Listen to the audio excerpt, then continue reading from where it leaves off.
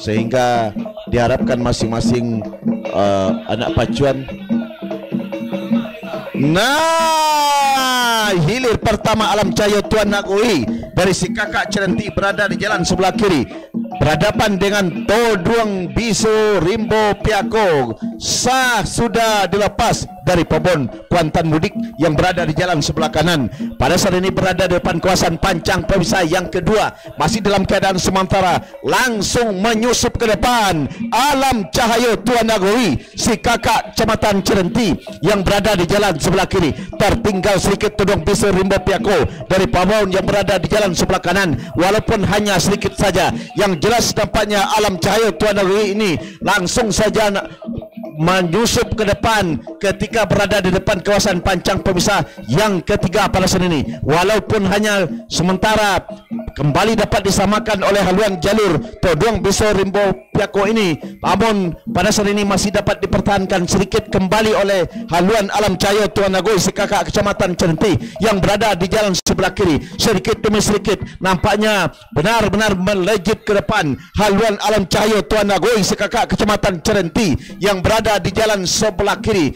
Yang jelas pada saat ini dari tempat kami melaporkan, si tukang tari yang berada depan haluan jalur Alam Cahaya Tuan Nagoi dari sekakak ini berdiri sudah, pertanda haluannya berada di depan. Ya, pada saat ini kembali haluan jalur Toduang Bisu Rimbo Piako berusaha untuk menyamakan haluan ketika berada di pancang pemisah yang keempat. Nah, membelah sudah pancang pemisah yang keempat dalam keadaan sementara. Yang tadi yang memimpin kembali dapat dipertahankan oleh Alam Cahaya Tuan Nagoi dari sekakak Cerenti yang berada di jalan sebelah kiri. Tertinggal masih sang runner up tahun 2024 di tepian Nerosa Atel Kuantan, yakni Toduang Bisu Rimbo Piako.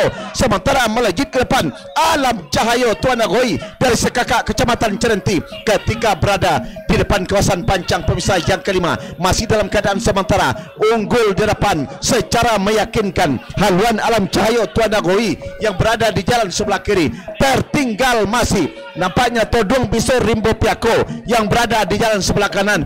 Nah, saudara-saudara, benar-benar agak santai terlihat atlet perpacuan Alam Cahaya Tuan Nagoi karena sudah berada terdepan. Kembali sprint tinggi tetapi berhenti kembali mendayung. Mereka sudah berada di depan, walaupun belum dapat kita pastikan haluan mana yang lebih mendahului. Masuk sudah hilir yang pertama, segera berputar merapat ke depan tribun Dewan